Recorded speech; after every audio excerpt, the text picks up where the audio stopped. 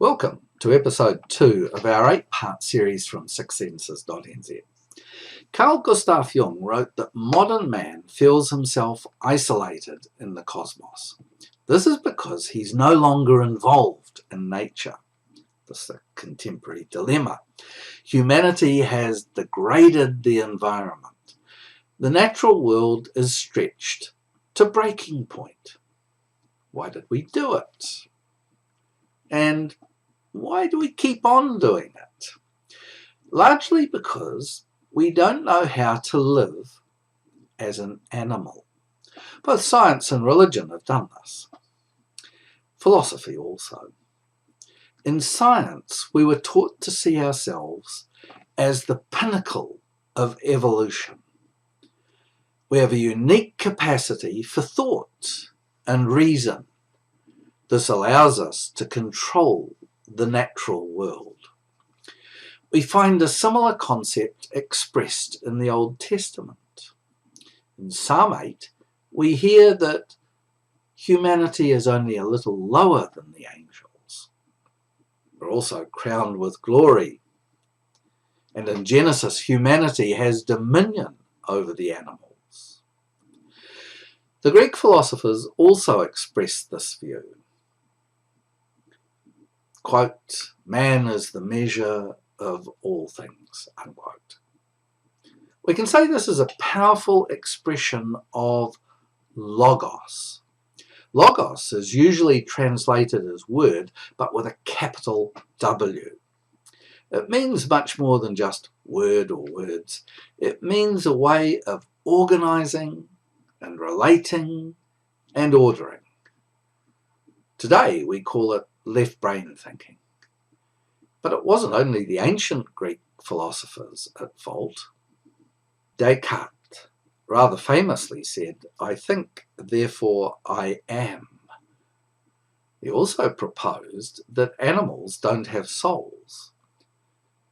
They're incapable of experiencing anguish and pain as humans do. All of these ideas are the product of human reasoning about the human condition. In a nutshell, they convey a sense of logos. Jung believed the logos embedded a fundamental error. It denies us finding our true place in the world. He asked, are we really the pinnacle of evolution? His answer was no. We are not the pinnacle. He felt that African mythology is nearer the truth about humanity. The elephant's at the top, then the lion, crocodile, and then the human and other creatures. In Jung's mind, quote, the animal is more pious than man, unquote. That's quite striking. Why is the animal more pious than the man? Because it finds its life and destiny without effort. The animal does not need to wonder about its existence. It is its existence. Christianity, by and large, no longer talks about our animal side. Instead, it's concentrated its approach on the idea we are spiritual beings on a journey through life. Life's the journey, and heaven is our final resting place. It still resonates with many Christians today. But Jung saw a different sun and moon when he stood on African soil. Astarte, the moon goddess, glowed in the night sky. The Old Testament thundered against her that she was an abomination. The moment of insight came on the Athi Plains in Africa, 1925. Let me paraphrase Jung.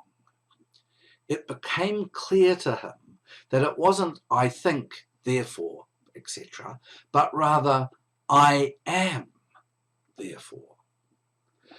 Like Moses before the burning bush, Jung was found by the I am, or I will be what I will be.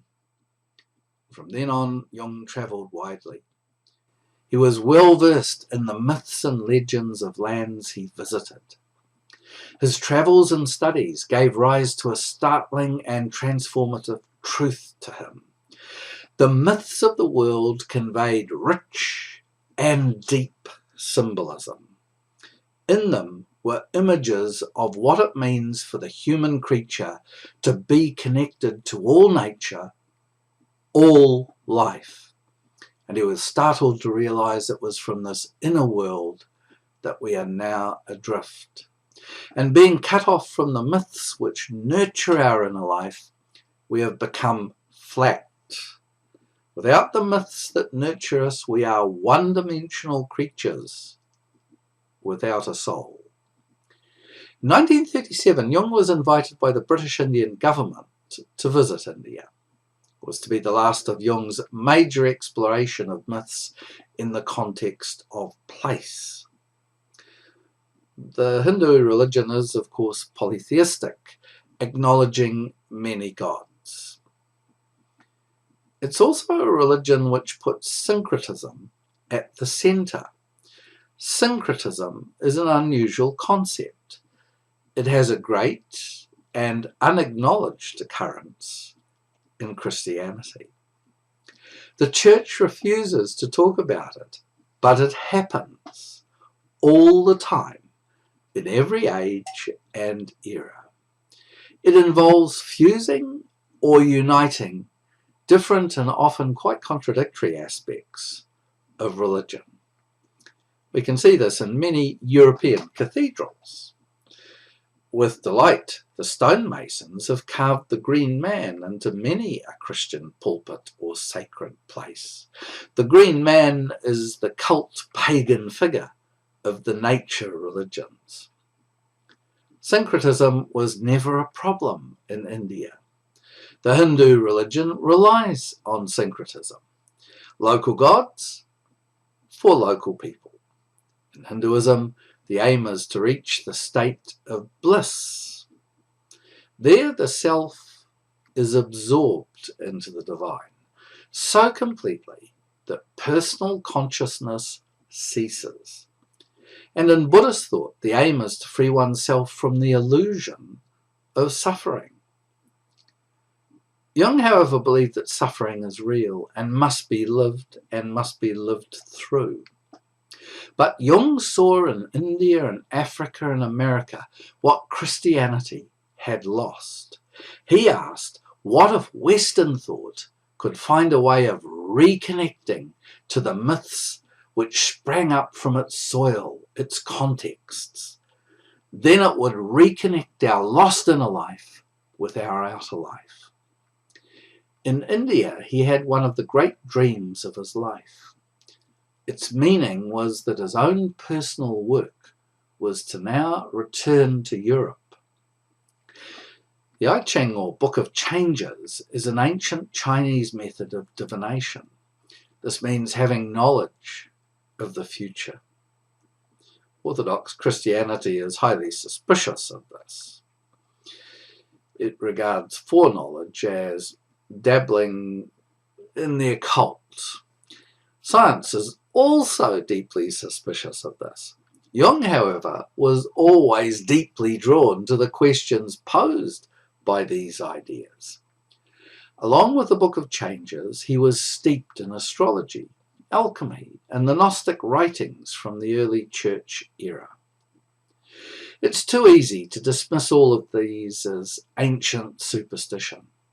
Instead, Jung read them as rich symbols springing from the soils of our various myths. He taught that life is lived through and in these mythic symbols. Let me quote him. When a man is 50 years old, only one part of his being has existed for half a century. The other part, which is also in his psyche, may be millions of years old. Unquote. That other world Jung started to map. His tools were myths, symbols, dreams, divinations.